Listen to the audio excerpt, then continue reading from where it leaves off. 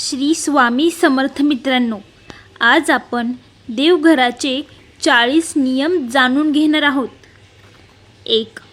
तुमच्या घरामध्ये देवघर बनवण्यासाठी जास्त जागा नसल्यास किचनमध्ये ईशान्य कोपरा म्हणजे उत्तर पूर्व दिशेला देवघर बनवू शकता.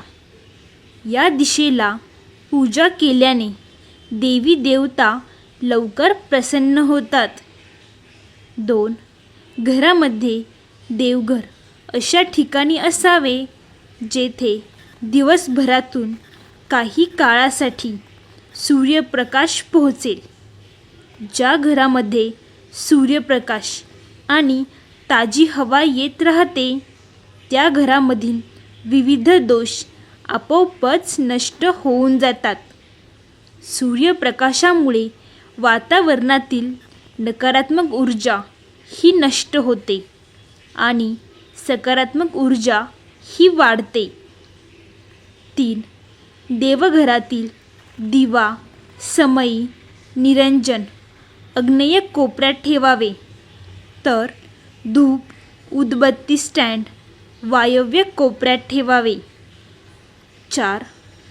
देवघरात असो किंवा उंबरठ्यावर अगदी कोठेही तुटलेला दिवा कधीही लावू नये. त्यामुळे घरात नकारात्मकता वाढते.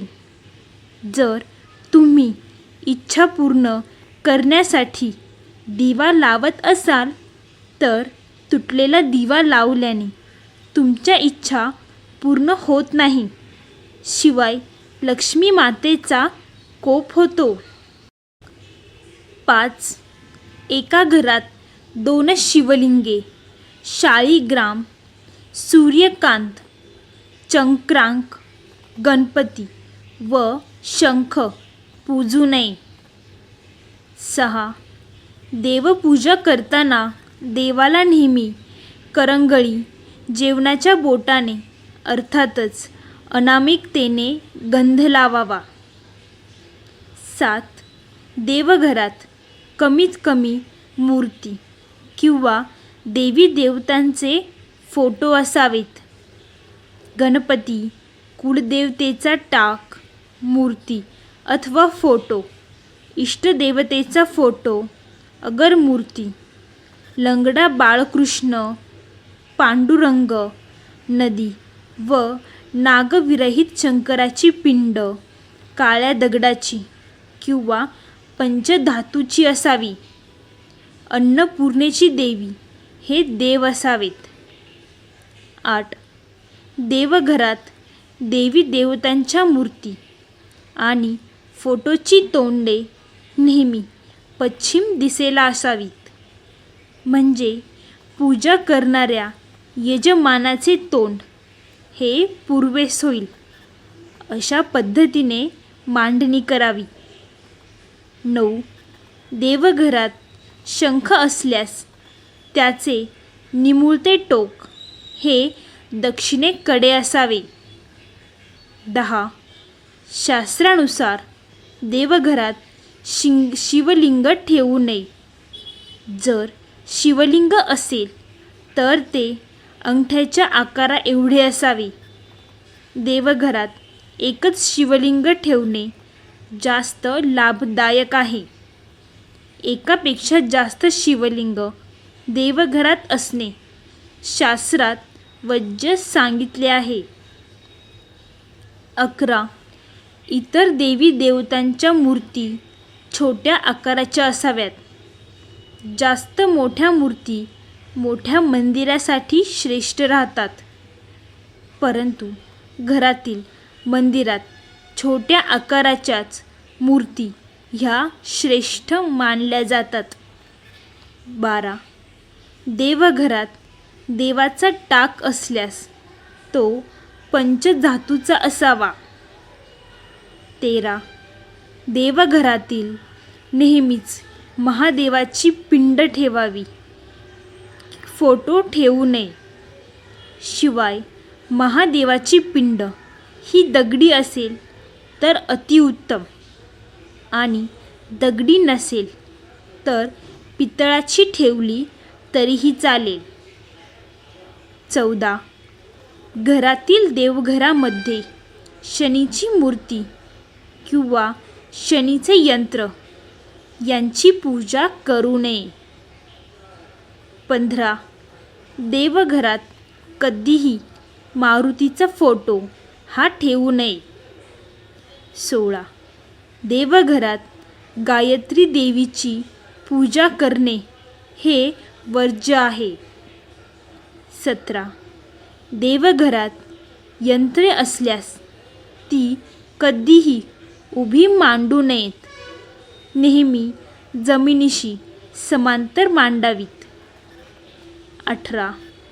वास्तुशास्त्रानुसार देवघरात कधीही भंगलेल्या, तुटलेल्या किंवा तडा गेलेल्या देवांचे फोटो किंवा मूर्तीची पूजा करू नये किंवा स्थापनाही करू नये, कारण ते अशुभ मानले जाते.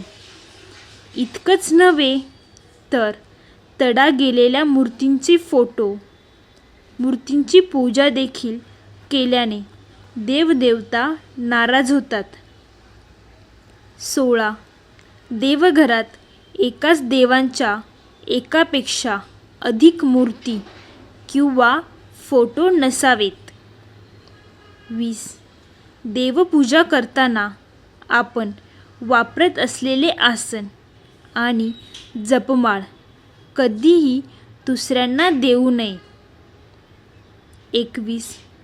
देवांच्या उपासनेसाठी बनवलेले पूजास्थान हे अत्यंत पवित्र स्थान आहे. वास्तुशास्त्रानुसार देवघर कधीच स्टोअर रूममध्ये, बेडरूममध्ये आणि बेसमेंटमध्ये नसावे. देवघर नेहमी खुल्या जागेत आणि ईशान्य दिशेस असावे. 22. देवघर हे नेहमी सागवानी लाकडाचेच असावे. 23. देवघर हे नेहमी स्वच्छ आणि प्रसन्न ठेवायचे. देवघरात धूळ जाता कामा नये. 24.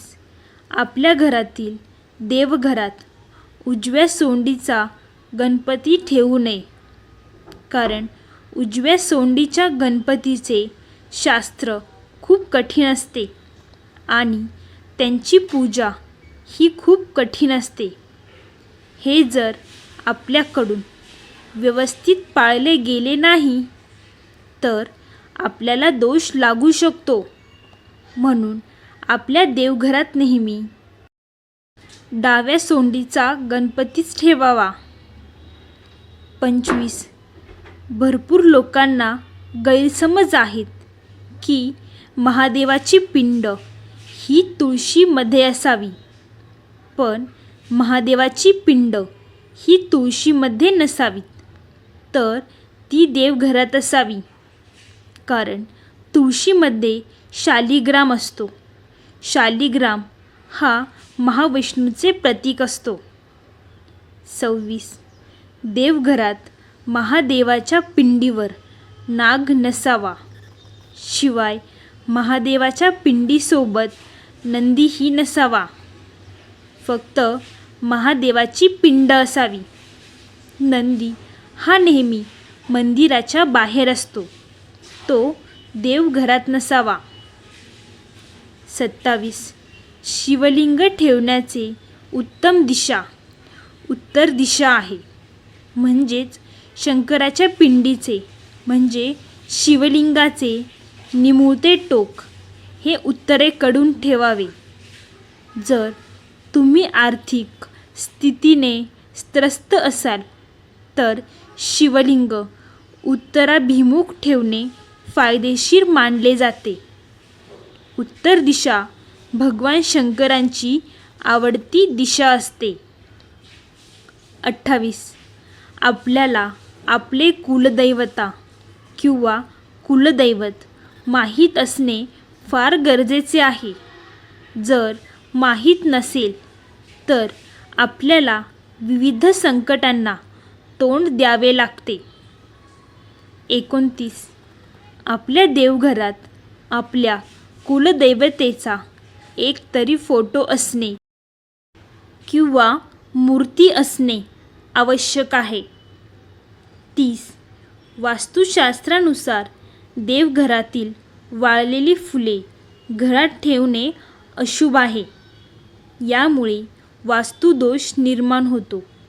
घरामध्ये नकारात्मकता निर्माण होते आणि यामुळेच व्यक्तीच्या जीवनात आणि घरामध्ये वास्तुदोष निर्माण होऊ शकतो.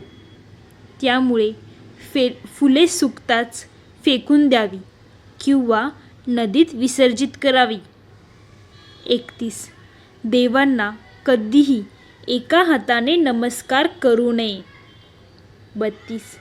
आपण देवघरात जी समई किंवा निरंजन लावतो त्यामध्ये तेल आणि तूप एकत्र घालू नये. तेलाचा वेगळा आणि तुपाचा वेगळा असा दिवा लावावा. 33. देवघरातील समईच्या ज्योतीवर निरंजन किंवा इतर कोणताही दिवा पेटवायचा नाही. म्हणजेच एका दिव्याने दुसरा दिवा पेटवायचा नाही. 34. समईमध्ये कधीही 3 वाती लावायच्या नसतात. एकतर 2 वाती लावायच्या असतात किंवा तुम्ही 1 वात लावली तरीही चालेल. 35. देवपूजा करताना देवाला नेहमी करंगळीजवळच्या बोटाने अर्थातच अनामिकतेने गंध लावावा आणि आपल्या पितरांना म्हणजेच पूर्वजनांच्या फोटोंना अंगठा शेजारील बोटाने गंध लावावा. तसेच स्वतःला अनामिका या बोटाने कपाळावर टीका लावल्याने मनाला शांती मिळते. हिंदू परंपरेनुसार अंगठ्याने तिलक लावणे खूप शुभ असते. शुक्र ग्रह अंगठ्यामध्ये राहतो. अंगठ्याने तिलक लावल्याने व्यक्तीचे आरोग्य हे चांगले राहते. घरात सुख समृद्धी नांदते. 36. नैवेद्याच्या ताटात किंवा पानात मीठ वाढू नये. त्याचप्रमाणे कांदा, लसूण, लिंबू हे देखील ठेवू नये, कारण हे सर्व पदार्थ तामसी आहेत. अशा प्रकारचे तामसी पदार्थ देवांना चालत नाही. 37. घरामध्ये ज्या ठिकाणी देवघर असेल तेथे चामड्यापासून तयार केलेल्या वस्तू म्हणजे चप्पल, बूट घेऊन जाऊ नये. तसेच देवघरात पूर्वजांचे फोटो लावू नयेत. पूर्वजांचे फोटो लावण्यासाठी दक्षिण दिशा ही योग्य आहे. 38. वास्तुशास्त्रानुसार जर देवघरात तुपाचा दिवा लावला जात असेल तर तो देवघराच्या उजव्या बाजूला ठेवावा. त्याचबरोबर तेलाचा दिवा हा डाव्या बाजूला ठेवणे शुभ मानले जाते. 39. देवघरातील पाण्याचा कलश नेहमी ताटलीमध्ये किंवा तांदळाच्या राशीवर ठेवण्याचा सल्ला दिला जातो. शास्त्रानुसार कलश जमिनीवर ठेवल्यास घरात वास्तुदोष होऊ शकतो. 40. घरामध्ये दररोज सकाळी आणि संध्याकाळी पूजा करणे आवश्यक आहे. पूजा करताना घंटी वाजवणे देखील आवश्यक आहे.